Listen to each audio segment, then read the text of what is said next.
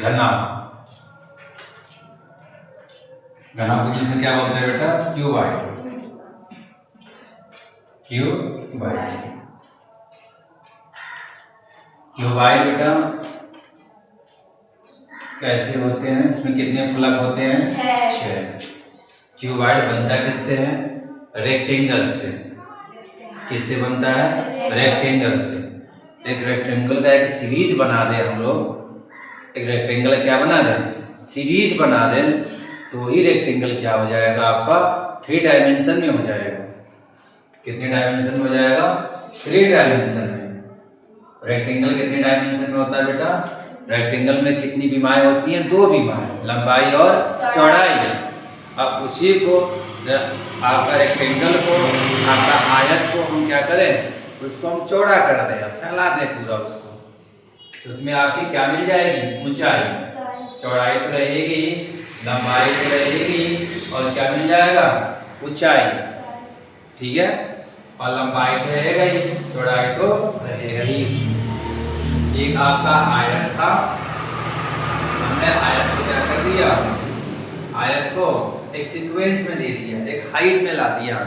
जैसे ये घर है ना आपका, घर आपका जो सरफेस देखेंगे हम लोग, आपका नीचे का देखेंगे या केवल ऊपर का देखें तो क्या है? ये रेक्टेंगल है, ठीक है ना। इन दोनों रेक्टेंगल को हमने क्या कर दिया? हाइट से जोड़ दिया हमने, ठीक है। तो क्या बन गया? वही क्यूबाइड बन गया, घनाभ बन गया। वही क्या बन गया? घनाभ। घनाभ में आपके तीनों का मान बराबर नहीं हो सकता, लंबाई चौड़ाई ऊंचाई तीनों आपस में बराबर नहीं हो सकती। किसमें? घनाभ में। ये अंतर हम याद रखेंगे।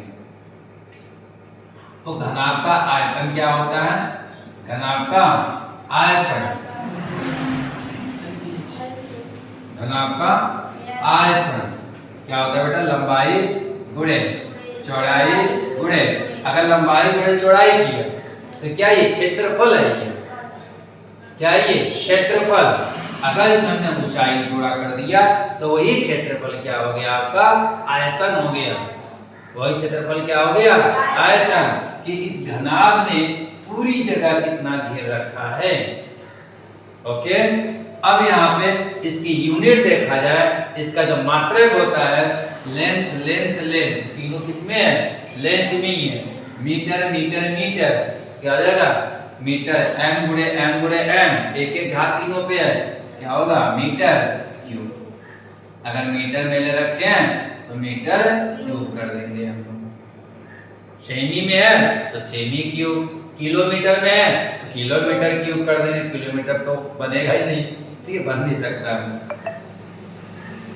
अब क्या निकालेंगे? घनाभ का संपूर्ण पृष्ठ निकाला जाए। घनाभ का संपूर्ण पृष्ठ, घनाभ का संपूर्ण पृष्ठ। अब पृष्ठ निकालेंगे, मतलब सब पृष्ठ को, सभी पृष्ठों को क्या है? अपना है। जैसे आपका पहला लंबाई गुणे चौड़ाई, 2 पृष्ठ है इसके, तो 2 गुणे लंबाई गुणे चौड़ाई। फिर आपका चौड़ाई गुणे ऊंचाई, चौड़ाई गुणे ऊंचाई, ये भी कितनी बार है? तो 6 फलक है बेटा। कितने फलक है? 6 फलक। 3 फलक का निकाल लीजिए, क्योंकि आयत क्या कहता है? आमने सामने की भुजा बराबर होती है। तो घनाभ में आमने सामने का फलक बराबर होगा, इसके फलक ये बराबर होगा, उसके फलक ये बराबर होगा, उसके फलक ये बराबर हो जाएगा। ठीक है, सभी कह रही क्या हो जाएगा?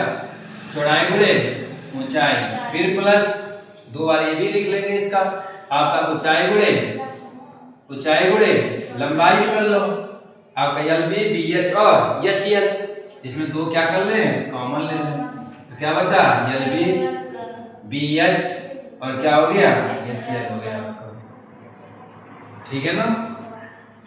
और इसमें हमें क्या चाहिए? घनाभ में, घनाभ में आपको चाहिए क्या? विकर्ण चाहिए। क्या चाहिए? विकर्ण चाहिए। तो घनाभ का विकर्ण क्या होता है? घनाभ का विकर्ण, घनाभ का विकर्ण √L² B² और H²।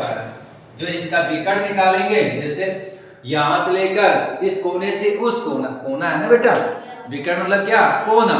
2 कोने को मिला दीजिए, वो जो लेंथ बनेगी वो इसकी क्या होगी, विकर्ण हो जाएगी। अब जो डायग्राम में हम दिखा नहीं पा रहे हैं आपको, बट वैसे मैं आपको दिखा दिया है आपने ना। दो कोने को मिला दीजिए तो एक घना में कितना कोना बने, कितने कोना मतलब क्या, शीर्ष। कोना मतलब क्या, शीर्ष। कितने शीर्ष है, 4 शीर्ष है। 4 नहीं 8 है बेटा ना, देखो 4 नीचे है 4 ऊपर है ना।